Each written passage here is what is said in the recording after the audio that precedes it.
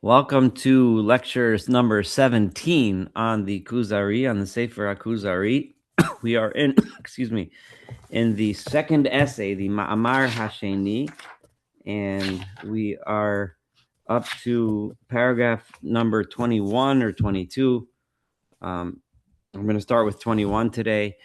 In this version, which I think most of you have, the Korobkin English version, it will be on page 177. If you have any other version, then look for the second essay, paragraph 21. And the last week we studied the description of the centrality and importance of Eretz Yisrael, of the land of Israel, um, and the Chaver, the rabbi's description to the Khazar King of the significance of the land of Israel. And Israel was depicted as the central of the natural universe. So it was like literally the center of the universe. He described. We had a long description of the time zones and the international date line. We did all that last week, and how the days, the holidays, and Shabbat, how they are based on Israel and Jerusalem's centrality, on how Israel is the only place in the world where prophecy exists, how Israel is considered Lifnei Hashem, before God. And the bottom line that we really learned out of the whole thing was the deep inherent holiness that, and I'm using the word inherent because I think that's the right word, that inheres in the land of Israel, right? That there's a palpable, real, measurable. And if you had a some sort of device that could measure holiness, it would go off the rails if you were in Israel, right? Now, we mentioned a little bit of the contrast between that and the Rambam's understanding, but most of our focus is really on Yehuda Halevi and his understanding of this issue. Now, today we're going to go even deeper and into the significance of the land of Israel, and more specifically, the importance of living there for all of us today. And this is one of the reasons why, and I know I've said this many times in this class, but really the foundations for the philosophy and the idea that as Jews in the diaspora today, we should pick ourselves up and move to Israel in order to bring about the redemption. The origins of that entire concept and that entire idea is really brought out most importantly and earliest by Rabbi Yehuda Halevi in what we're studying together right now.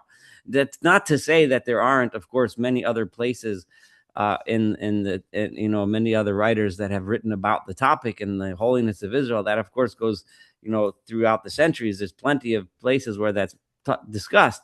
However, where it's so clearly laid out as, and you'll see, we discussed this a lot last week and a little bit the week before as well. And this week we're going to go even more depth into it. So truly the foundations of the yearning for people to get up and go to Israel and to settle the land and live there, no matter what the circumstances, in order to bring about the redemption. This is a central theme, and the Rabbi Yehuda Halevi is really the first one to really establish that as an important concept and idea among the Jews of the diaspora, hundreds of years, if not almost 1,000 years after the destruction of the temple and our dispersion throughout the diaspora. So let's see. I'm going to read 21, even though we read it last time, paragraph 21. Amar Kuzari, so the Khazar King says, Hashmi'eni masha zochor lecha midivreihem banose. Tell me a little bit of some details, some statements that you can remember, offhand, regarding this topic of how special the land of Israel is. And Rabbi Yehuda Halevi is about to tell us in chapter 22, paragraph 22, many, both halachic and agadic, meaning, in other words, halachic statements, that in Jewish law, that where the special holiness of Israel is relevant as a matter of law, even today, right? And also agadic statements about the greatness of the special holiness of the land of Israel. So Omar Chaver. So the Chaver, the rabbi, answers the king like this: Mizos. And remember, this is just a selection of ideas. That's what Rabbi Yehuda Levi is just literally shooting off his head a selection of places where the specialness and greatness of the land of Israel is discussed. Mizos Masha Amru. Some of these examples are some of the things that said. And remember, the Hebrew that I'm reading is from Michael Schwartz's Hebrew translation, which is a modern Hebrew translation direct from the original Arabic. So an example of that is Hakol Malin La'eretz Yisrael ve'ein Hakol Morid.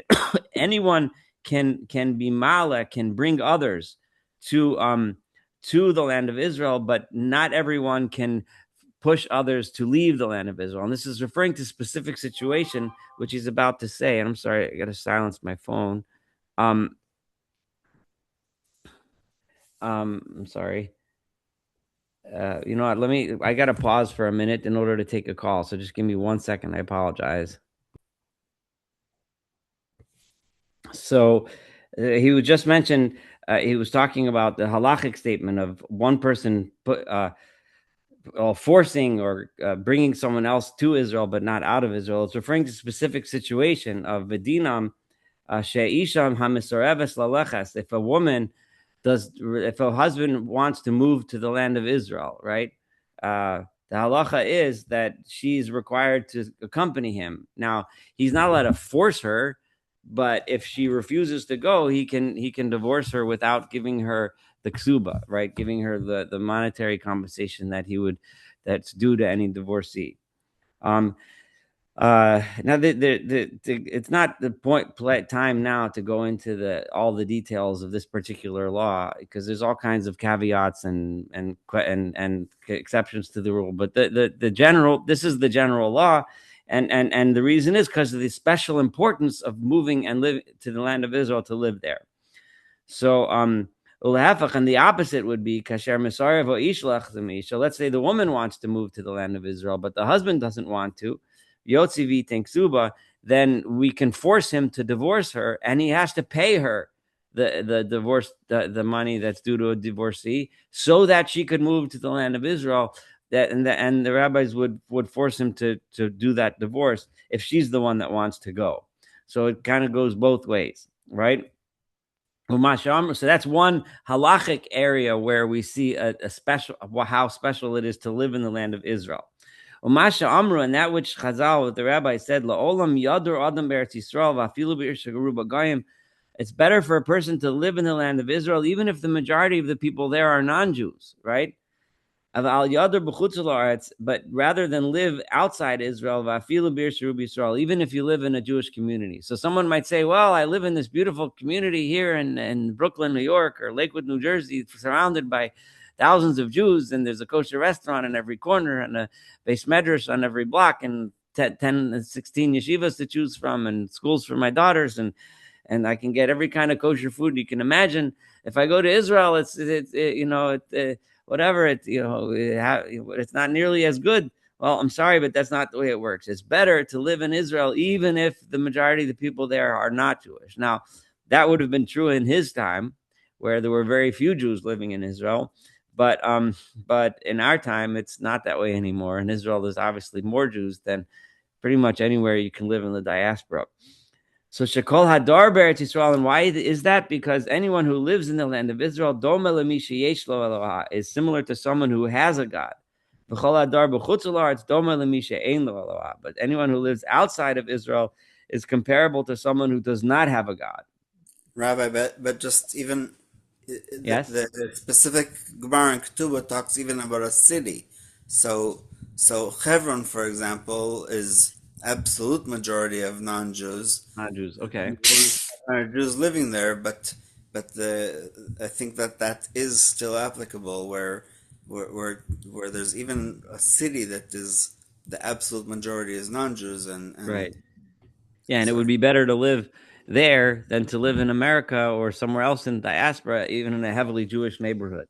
Yes, Um, sorry. That's what I wanted to just. Now, exactly the meaning of this phrase, that one who lives in Israel is like someone that has a God.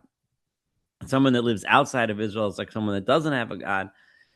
I don't have a. There's a lot of different ways it's explained and understood. Um, It's based on a um, verse from yeah, Tehillim where David says that they told him to go live in a land without a right. God. Right, yeah, it's about to he's about to quote that. V'cheinu omer b'David, similar as it says by King David, right? Ki gershuni hayom mehistapeach benachlas Hashem, right? They have sent me away from living within the inheritance of God. Lemar lech avoda limachem, to tell me I should go worship other gods, right? And realize that wasn't what they were saying. They were kicking him out, right? Lomer lecha, meaning like leaving Eretz Yisrael is like worshiping avodah zarah. A simple understanding of that would be, I mean,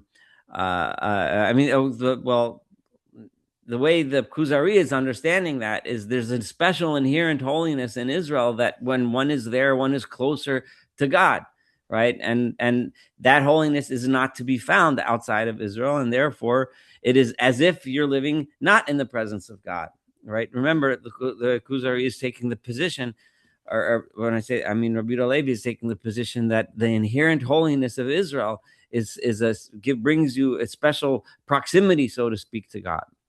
Limitzrayim kavu malal shararotzos. We know that in rabbinic tradition, the land of Egypt has a special advantage over other lands. And why is that? We'll mention in a minute. Vidanu al shar arotzos mikal v'chomer, and they said regarding other lands from a kal v'chomer, right? The Amr, they said Uma Mitzrayim shenichus aleha bris, the Egypt within which the covenant was made, right? So there's different ways to understand what the Kuzari is saying here. What the it could mean that it's Nichos Alayim Bris because Egypt borders on Israel. It's mentioned in relationship to delineate the land of Israel. But the most people understand this to mean Egypt was where the covenant between God and the Jewish people began, right? That's where our relationship started. And so Shara Ratzos, if you can't even live there, it's better not to live there. Instead, we should live in the land of Israel. Certainly, we shouldn't live in other lands which don't have such a deep history of the relationship, the special relationship between God and the Jewish people. Midivram and some other statements of Chazal, of the rabbis, Kol HaKover Be'eretz Yisrael. So even someone who's just buried in the land of Israel, Ki'ilu Kover Tachas Mizbeach. It's as if he's buried underneath the altar itself. And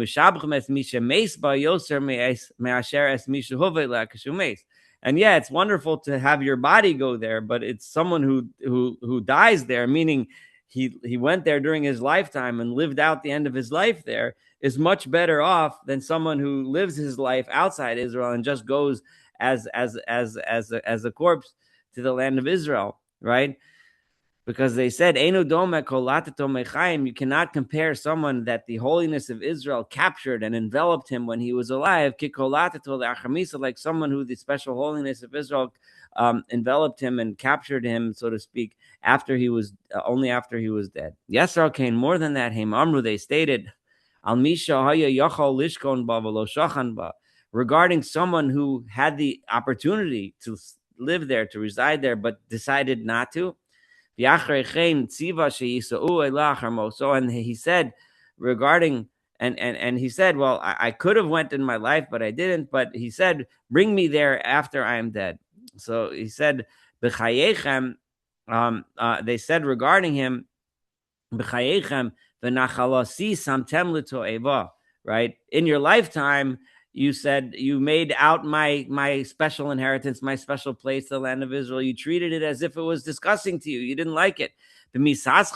So then in your death, you're going to come and defile me. In other words, you're going to bring your corpse, which is tameh. It's impure. So in your lifetime, I wasn't good enough. Now in your death, you're going to come and bring your body here, right? So but so yeah, it's fine, it's great, it's wonderful to be buried there, but that's not the same as living there. Kasher Nishal Rabbi Hananya, and we have another story in Chazal where Rabbi Hananya was asked the question: a person had a brother who left the land of Israel, and He died without children. So somebody asked, it's a mitzvah for him to go and marry the widow, right? Should he leave Israel and go to wherever it was that he lived, probably Babylon or whatever in those days, and marry her? And it's to be Mekayim the mitzvah. It's right. So he rugzo, he got angry, and Ad Kadesh Amar, to the extent that he stated as follows: Achiv nasa goya, his brother married a Gentile woman, right? Even though she wasn't actually a Gentile woman, but he's calling her as if she was, right? Baruch hamakom shaharago. Thank God that he died, right? Hu yered acharav, he should go after him, right? In other words, it's a pretty extreme statement, and obviously we don't know all the circumstances, what kind of guy this brother was and his wife was, etc. But regardless, the point being that he caught, even though she was a Jewish woman, but he was as if, because she willingly left Israel, she didn't have to leave. She willingly went with her husband, right? We said before, you don't have to leave. You can't. She can force him to stay, but so why should you go there? And we know that one cannot sell land to a Gentile in the land of Israel. And they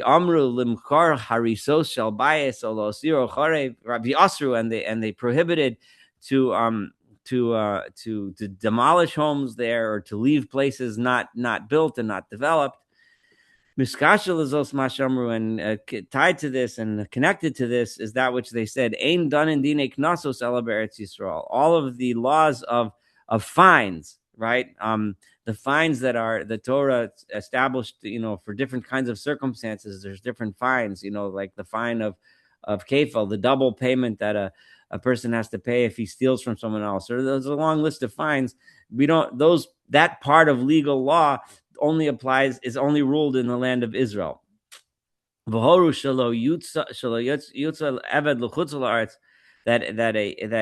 a slave, a servant, you can't leave the Holy Land and force your servant to come with you, right? He's allowed to stay, right? And you have to free him. And many other such similar statements that talk about the special importance of the land of Israel. Hey, Marmru, they also said Avira Deretz Yisrael Machim, the atmosphere within the land of Israel makes one wise. It's just a special atmosphere. And in order to make the land beloved to people, Amru, they said, anyone that even walks just 4 the cubits, which is approximately 6 feet in the land of Israel, muftach, he is promised ben olam haba, that he is the person worthy of the world to come. Rabbi Zera Amar al Hamin, El Hamin. Rabbi Zera said to a min. A min is it could be translated in various ways, but some form of heretic. Many and most modern scholars understand that whenever the Talmud uses the term min, it's referring to an early Christian, right? It's a little bit controversial if that's true or not, but most scholars today understand that the term min, it refers to a specific type of heretic, which is referring to an early Christian. But regardless of whether that's true or correct or not, Rabbi Zera said to a particular min, Shetan kenegdo, madua mitoch sheheshtokek laver le'etz Yisrael uporetz laver es anar b'mlima bara. Right? He asked him, right, why you're so anxious to go to the land of Israel that you're going even where there's no I'm just curious to see for a second how he translates the min. Ferry is what I learned. What? Ferry. A ferry? No. I was looking to see how he translates a min.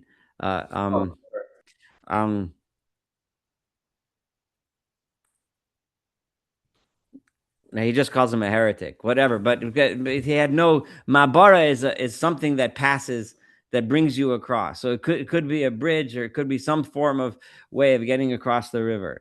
And he was making fun of him, like, what's the big deal? So there's no way to go, so don't go, right?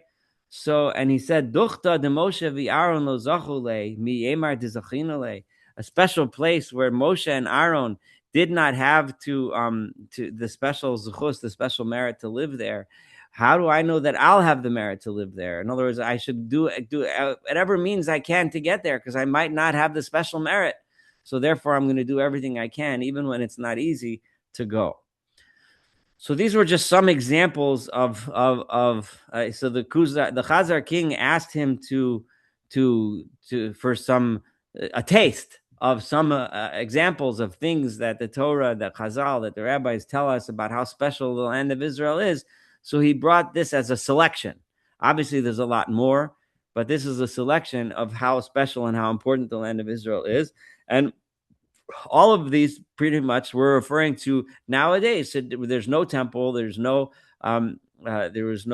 Jewish sovereignty, certainly, and at the time of the Kuzari, especially, there was almost no Jews there. Remember, when this book was written, it was during the time of the Christian Crusader kingdom. So the people that ruled the land of Israel was at this time was the Christian Crusaders, and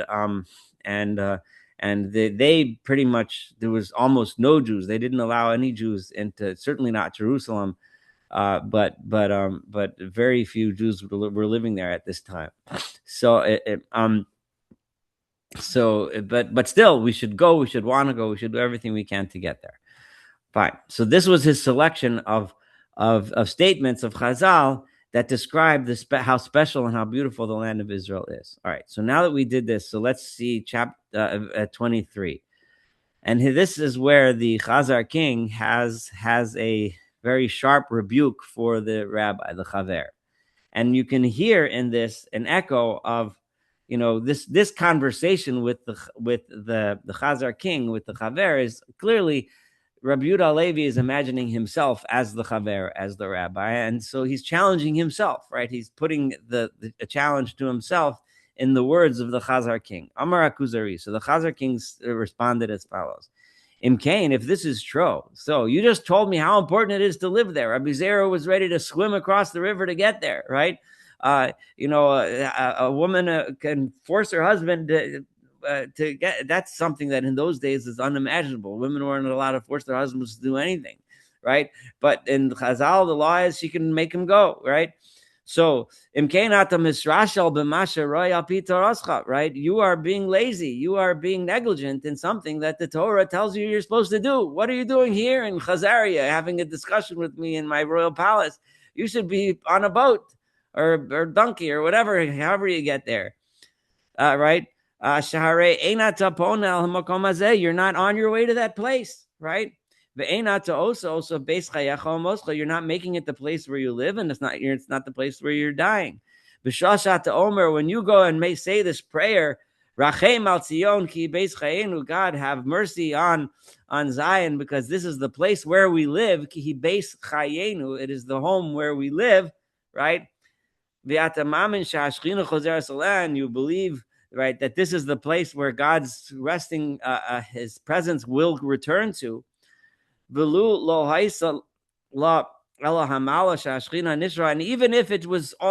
if you didn't believe in some future redemption, right, it is still the place where even if all it was the place where approximately 900 years ago, right, to give you a sense for about when this took place, right, it was approximately a little bit less than 1,000 years after the destruction of the temple, right? Wait, I'm sorry, I made a mistake. Where the Shechina, where it was lived for approximately 900 years.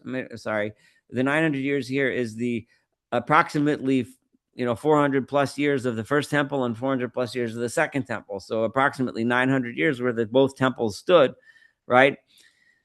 And it was a place where people's souls would have security there, and they would have refuge there. Just like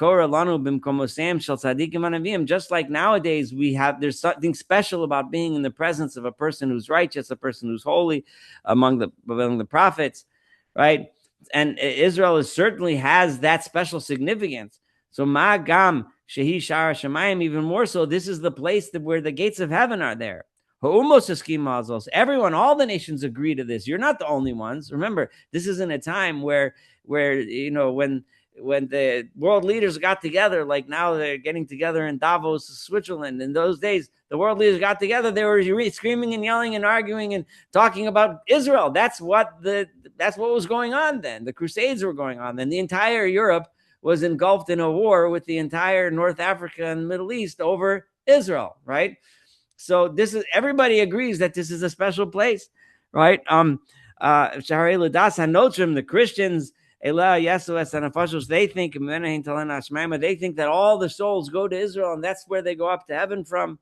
And the Muslims, they think that's where their prophet went up to heaven. They think all prophets go to heaven through that special, portal that's in Israel. And they all agree, or at least the Muslims, according to the Khazar King. I don't know if this is true. If they know Islam, they can tell me. But it's where all of the souls will gather in the time of the resurrection of the dead. And for everyone, it's a place where we pray towards, and people go there on pilgrimages, right? So so when you bow down and you pray towards that place, it's just a habit. It's if anything, it's fake, right? What you're praying to Israel, you're saying all these things. Why aren't you going, right? Your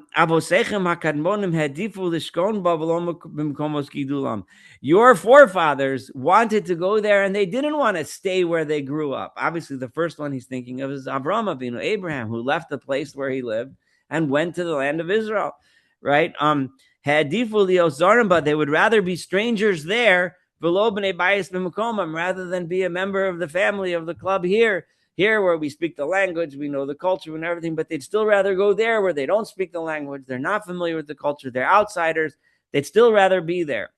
And that was even before God, the God's presence was recognizable there. It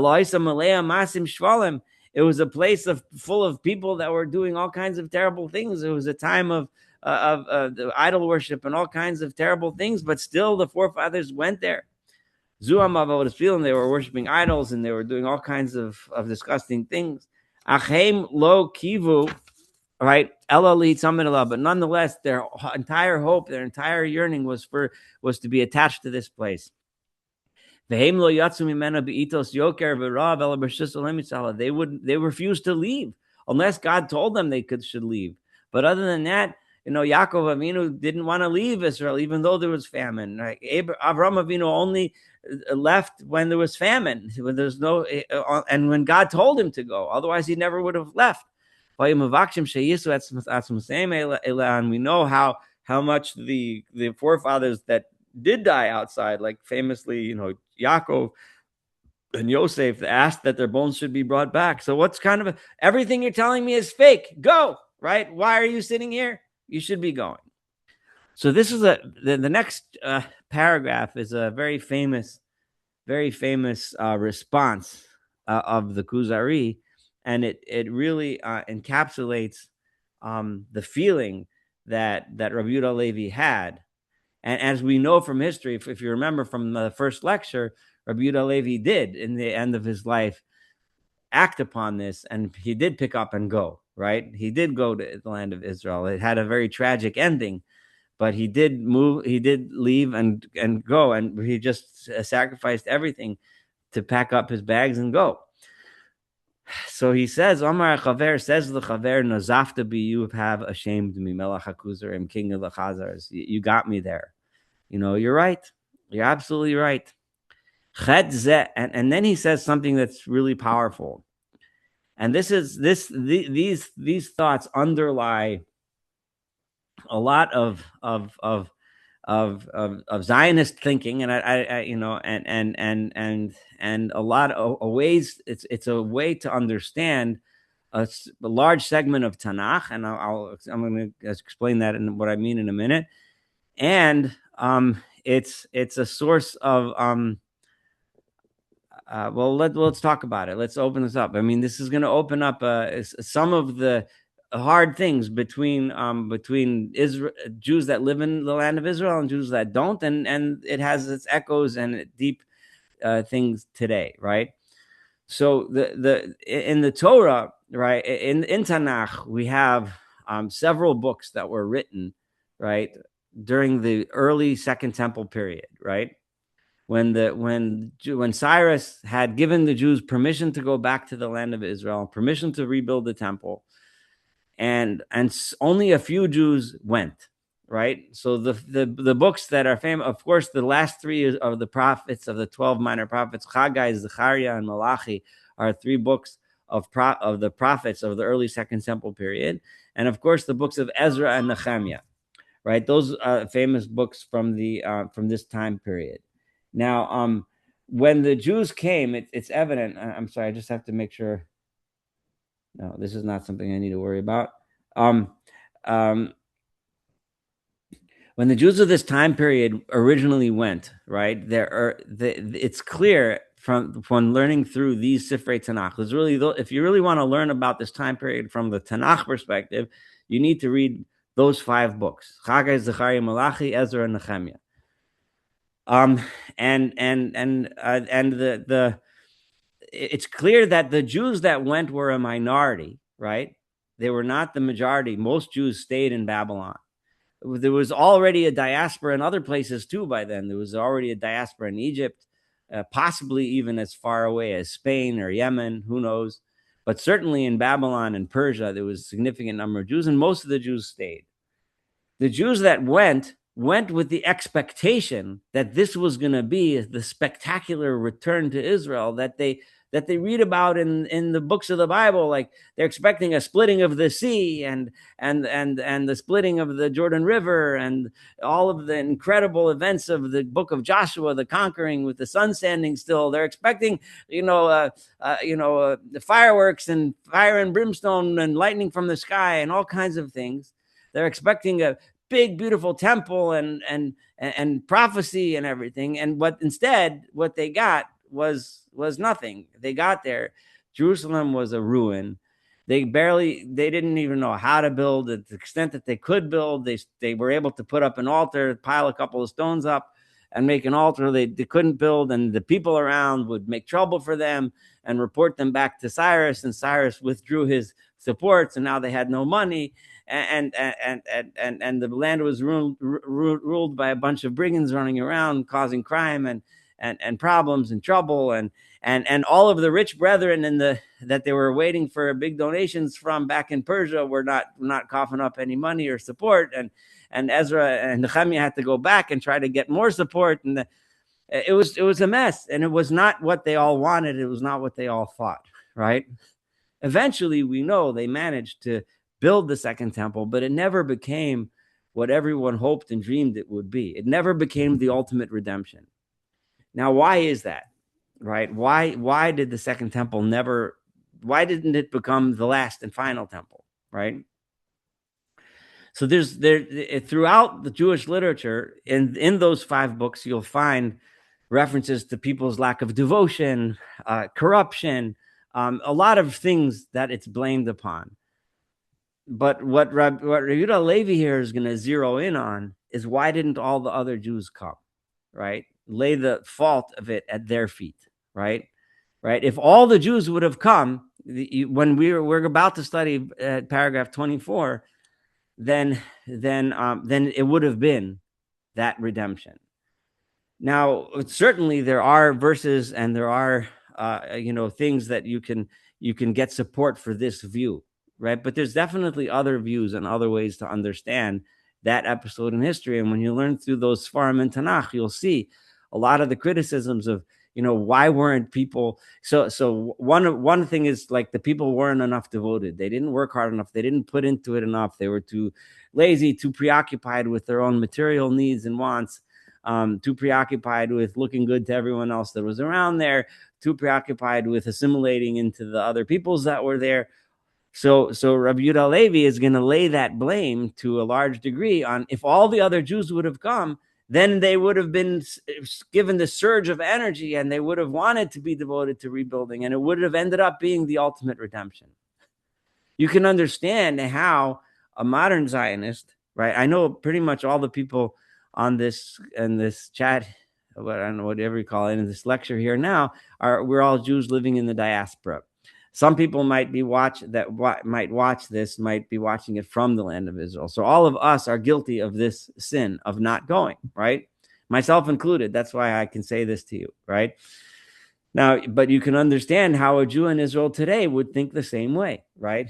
If the gates of Aliyah are open, right? If all the Jews of the world would come, we could fix half the problems that we have over here, right? Half of the issues we have of security is there's a problem of demographics. We can solve the problem of demographics.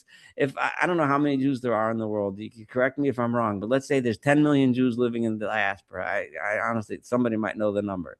If all those 10 million would pick up today and move to Israel, the demographic problem wouldn't exist. Our security problems wouldn't exist, right? Our economic problems would, maybe we'd have some other economic problems, but we'd certainly have all of the wealth and the resources that would be brought in, and the skills and the knowledge and the know-how and the education of all the people would come. Imagine what Israel would look like.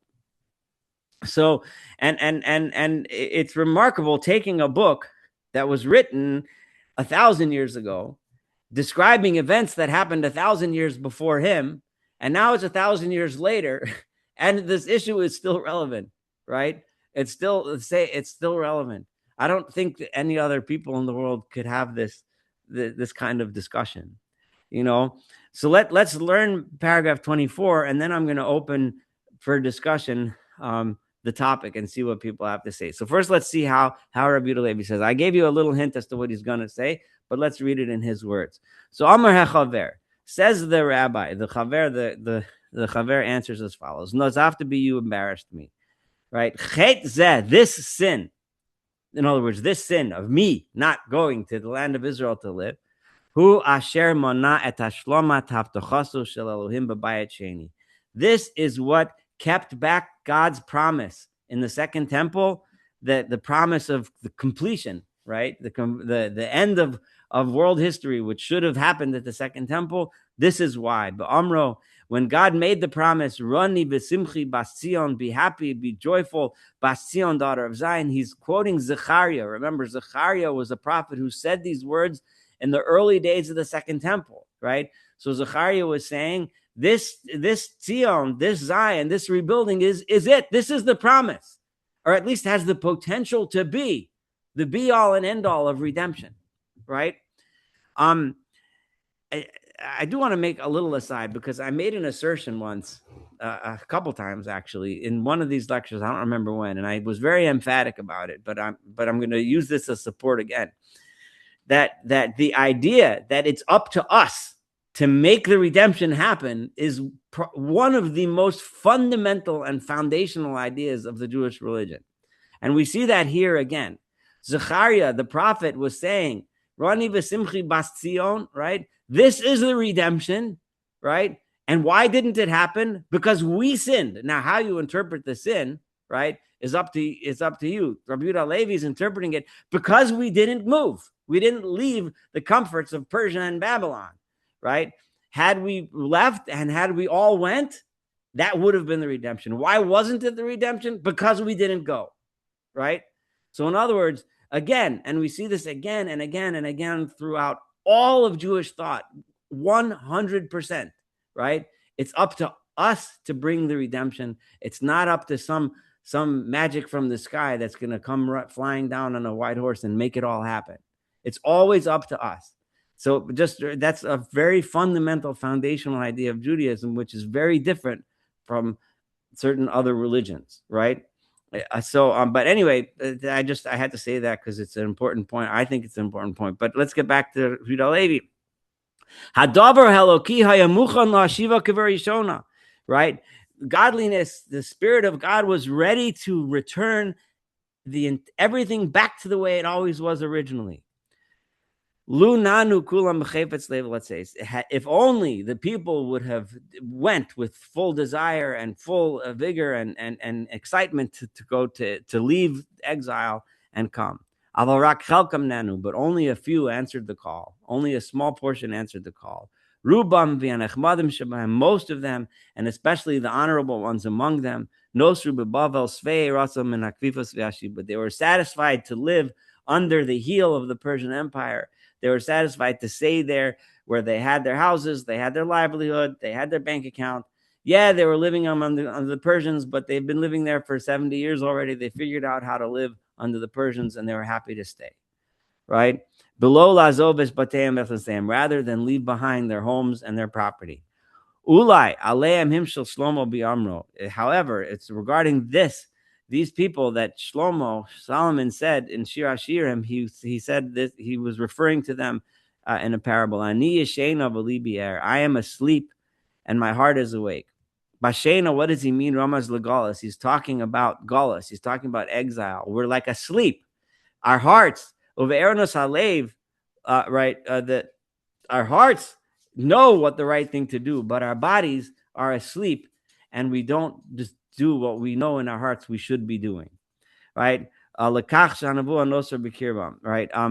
halev, because the prophecy remained among them. Kol donido fake, the voice of my beloved is knocking on the door. That's a famous title of an essay that Rav Soloveitchik, the Rosh Yeshiva of YU, the famous Rav Soloveitchik, wrote an essay about Zionism entitled "Kol Dodido Fake." He used that because we're in the same reference, right? My beloved is knocking on the door. He's saying, "Come, come, come," right? But you don't open the door, you don't let them in, and you don't leave. You don't go with them. Right? This is God's call to the people, to the Jewish people, to return to the land. Sheroshi nimlatol, my head is full of dew. So the image of this verse in Shir Hashirim is, if you wait outside and in the morning, you just sit outside and you wait for the guy who's out there waiting for everybody to come, his head gets all wet from the dew. Right? Roshi nimlatol. Right? It's a hint towards the Shechina, the godly presence, which is leaving it has left, right? God is saying, my head is full of dew. I'm waiting outside the temple. I'm waiting for you guys to come so that I can come in, right? God wants to bring his presence back to the temple, but he's waiting outside. And while he's waiting outside, his head gets all full of dew, like that guy who's just waiting outside for everyone else to come, right? It says, I've taken off my cloak, kiremez, right? I'm just sick and tired of waiting. I put my coat on, I'm ready to go, right? You know what? Nobody's coming. I've waited for long enough. I'm going to take my coat off, hang it back up in the closet, and take a seat on my couch because nobody's coming, right? It's like my lover is putting his hand in the window, reaching for me to try to drag me out and take me, but I refuse to go with him. This is a hint towards the call of Ezra and Nehemiah and the prophets, those three prophets that I mentioned, Chagai, Zechariah, and Malachi, who were called, right? Right? Until some did listen, and some people did listen to the call, right? And they were rewarded according to their intentions. And therefore, they ended up getting hurt because of their laziness and not going. The person receives the Spirit of God according to how prepared he is for it. If you're only a little prepared, you get a little. A lot is a lot. Had we really prepared ourselves to greet the Lord of our fathers with complete and pure intention, he would have helped us. Just like he helped our forefathers in Egypt. Why wasn't there fire and brimstone? Why wasn't there splitting of the sea and thunder and lightning from Sinai and all the drama? The turning of the second temple was anything but. We learned from the prophets how people were crying. This is nothing like what we dreamed of, right? They were crying. Instead of being happy that they had a little return to Jerusalem, they're looking like, oh, this is nothing. Like they were expecting something big. It could have been if only we had been devoted to it as the Jewish people. Right? Therefore, um, um, right now we don't have the ability to be there, to bow at the God's holy mountain, and bow to the place where his feet reside, so to speak, in this world. And we don't get to see God being the one who returns his presence to Zion. The words that we speak, just like you challenged me, you said, we sit here and cry, Erachim, have mercy on Zion, the place where we live. Right, you're right. Those words are like the chatter of a parrot, right? A zarzir is a tuki, a myna bird, which is also like a parrot, also talks like a parrot. So our words, when we pray about Zion this, Zion that, Zion the other thing, they're like the words of a parrot. They're words, but they don't mean anything. The parrot doesn't have any idea what those words mean. They just say them. And the same thing, we sit in shul and we say all these words, but we don't mean them. They're nothing. We don't even grasp what it is that we're saying. Just like you said, Nasicha Kuzarim, you who are the king of the Khazars. Now, I assume that that's pretty powerful words there, and a pretty strong rebuke for those of us that don't live in the Holy Land. So now we have 10 minutes left to discuss what that means to us.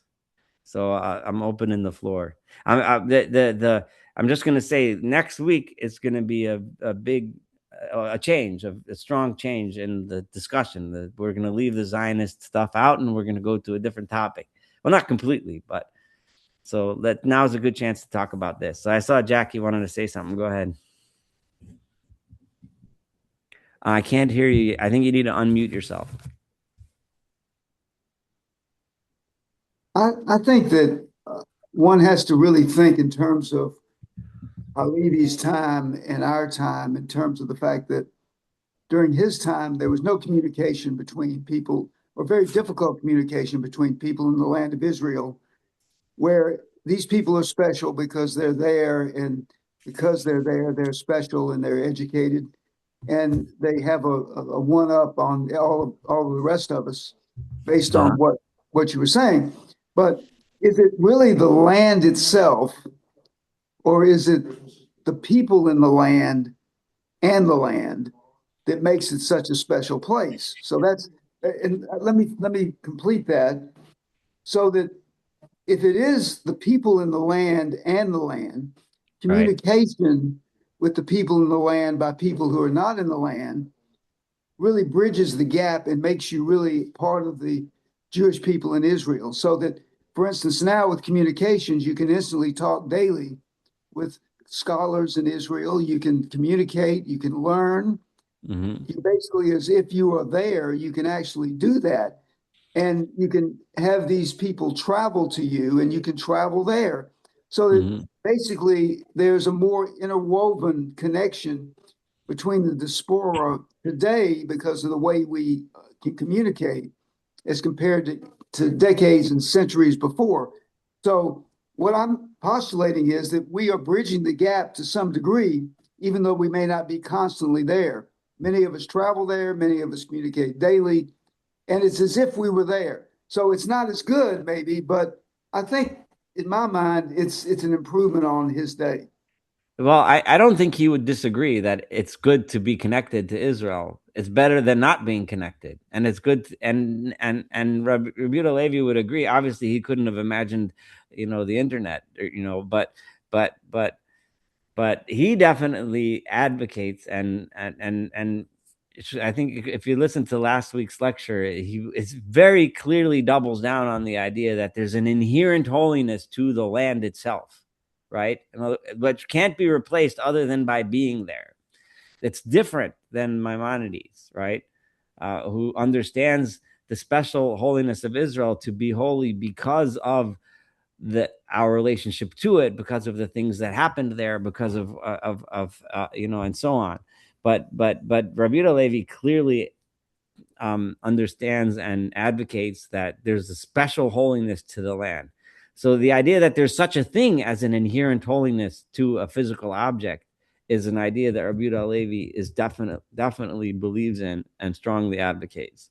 Yeah, and that's sort of where I disagree a little bit because I think the land makes the people and the people make the land, but the people are ultimately who make it happen. And in the land, but and the more you communicate with those people, the closer you really are, even if you aren't physically there all the time. Well, That that there's support for both sides of this issue, right? It's an ongoing debate that we're never going to resolve. But no, Rabbi Yehuda Levi clearly, I'm just telling you my belief. So and you're fine. You're supported by the yeah. Rambam. It's okay. You can believe that. It's good. And the Gemara who says Kedush Rishona Kid Shalasata, we make the land holy, right? There's plenty of Chazal that supports the Maimonidean point of view as well. But there's also plenty that we just learned today, that supports the idea that there's an inherent holiness. So whichever side you take, you're fine. But we're learning Rabbi Yehuda Levi now.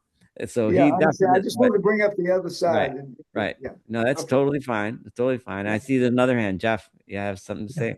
I don't know. The volume I have of the Khazar has a chapter B, which it's called Living in Israel. I don't know if this is at 3 pages, which I just read while we were discussing, where Okay. this is addressed in greater depth.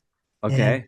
I wanted to ask you about this rationale, which seems to be the basis, and that is, Oh, yeah. It's here. It's at Appendix B. It's on page 609. I didn't yeah, read it, but I don't know. I don't know who wrote it. I guess the yeah, author. I am assuming it's Rabbi Korupkin who did this translation. Okay. But Okay, yeah, go good. ahead. So I didn't he read it, so says, but I'm hearing. Go ahead. yeah, let me tell you because I read it while we were just, and he says, yes, Nachmanides, says you got to do it, but then he has this rationale, is that if we lived in the land of Israel, there are a number of serious commandments we would be violating, the Shemitah, tithes, and so on.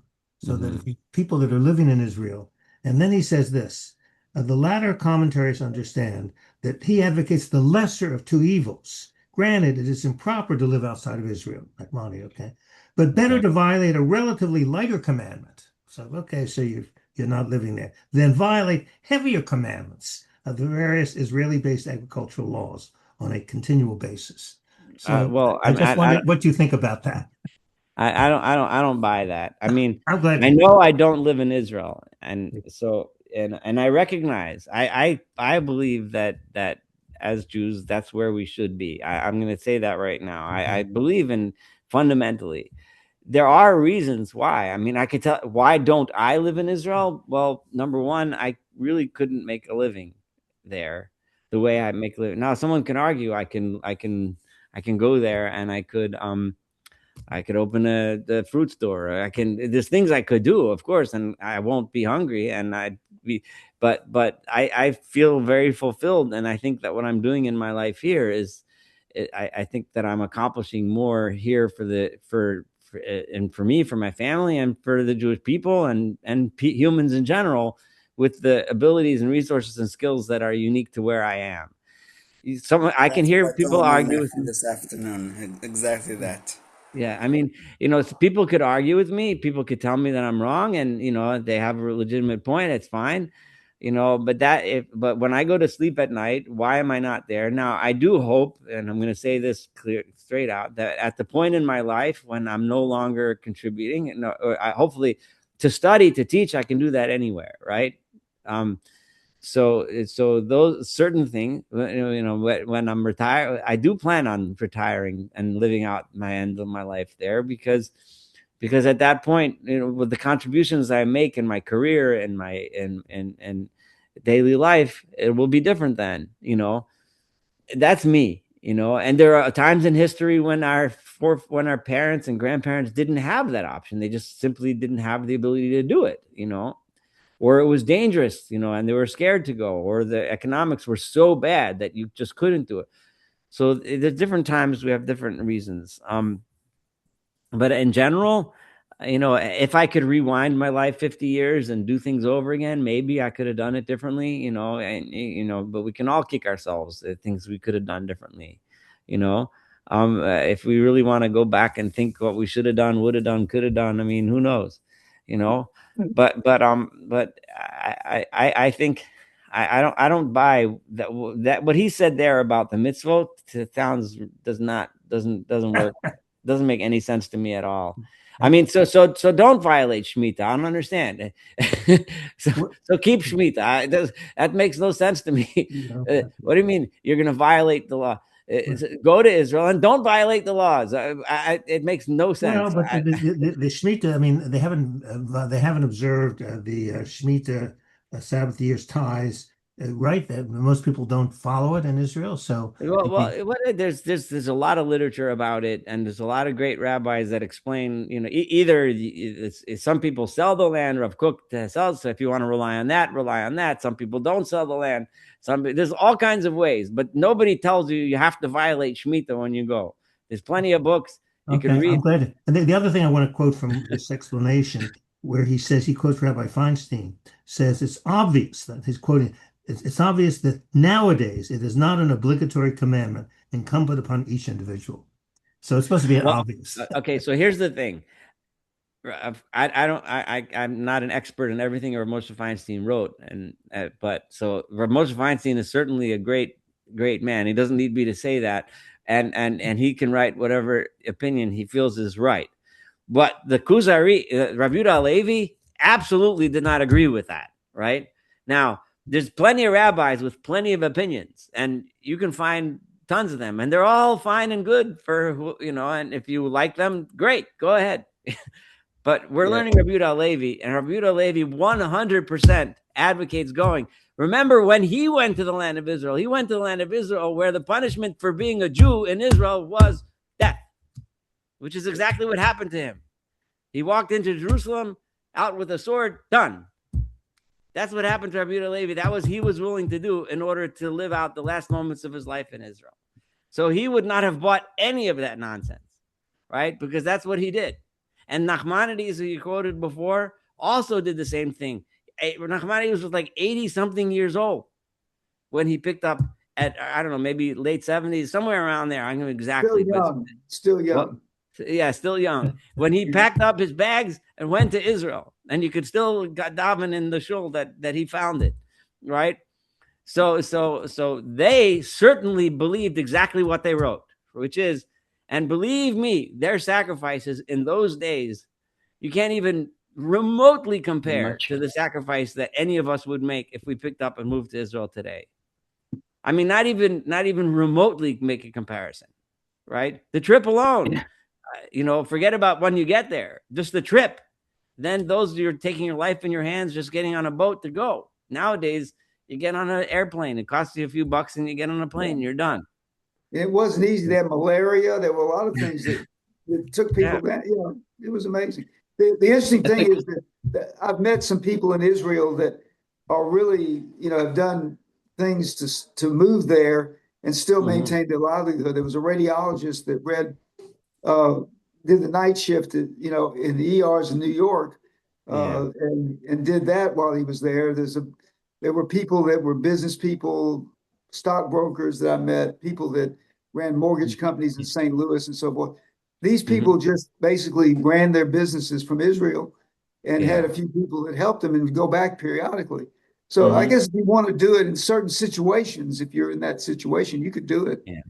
Yeah. No, there's no question that it's doable, and if you can, you should. And it's a mitzvah to do, and it's special. And those of us that aren't doing it aren't fulfilling that mitzvah, at least according to Rabbi Yehuda Halevi. If you want to go by other authorities, you're welcome to do so. That's your prerogative. But Rabbi Yehuda Halevi clearly advocated that, and to claim otherwise, it means you just didn't read the book. But other opinions as to why not to go to Israel, I'm sure if you ask 20 Jews in New York and Australia and Britain and God knows wherever else Jews live, they'll give you 20 reasons why they're not there, And they're all rationalizations. We're all kidding ourselves. That's right. When we die, we'll if we die here, we'll feel bad, and we'll know that we did not do the right thing. But I would like to ask Saul. So, just one thing. So, would it have been so hard for Hashem in the Ten Commandments? So while he's telling us, not to worship idols and to honor our parents and to observe Shabbos say, and you should live in the land of Israel. And Well, that one would would take it away. argue That would that. take away the BS about excuses. Well, among I mean, there's a lot of mitzvot that aren't in the Ten Commandments, but according to Rabbi Yehuda Levi, living in Israel is one of them. See, but that's what I The mean. Torah It would certainly be tells us a lot about the importance of living in Israel, right? Rabbi Yehuda Levi didn't make this up; he got it from the Torah, right? Right. So it's there. Why isn't it one of the Ten Commandments? I'm not sure. Interesting question, but it's in the Torah. It's there, definitely there. I see a hand up. Barry, go ahead. Now, there were 3 tribes who wanted to stay on the east side of the Jordan. Right. And they made a deal with Moshe that we'll do something for you, and we can do more for you out here. And we'll pay our taxes and so on. We'll lead a few, battles. And it seems to me Yehuda Halevi himself, I've heard this as one of the 5 reasons Nachmanides gives that you don't have to settle in Israel. As you said, and you gave the example also, Saul, that you can do more for the people and for the survival of Judaism by living outside the land. Some people, that's true. But isn't Yehuda Halevi an example of that? He accomplished a lot.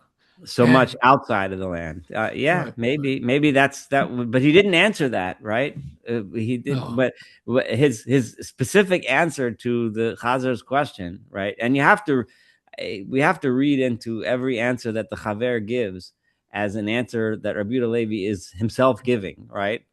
He's just putting, and he says, "You're right. I should go," you know, and I'm sure if we could meet him today and back him into a corner and say, all right, tell me your reasons for not being there now. And he would probably, I don't know. I have no idea what he would say. That this is really out of my, I shouldn't say probably what he would say, but I'll say it anyway. Probably he would give a good reason. He would talk about what he's achieving here and how, and people look up to him, and he was a leader, and he was important, and he had relationships, and he had a family, and he had, and he needed to be where he was, But I don't know. It's bottom line yeah. But if you were recruiting the Khazar kingdom to practice Judaism, this doesn't seem to be a winning argument. I mean, you could recruit them as a partner or a collaborator with agreements and trade and so on. Yeah. But to try to convince them that he should pick up his kingdom and move to Israel doesn't seem to be practical.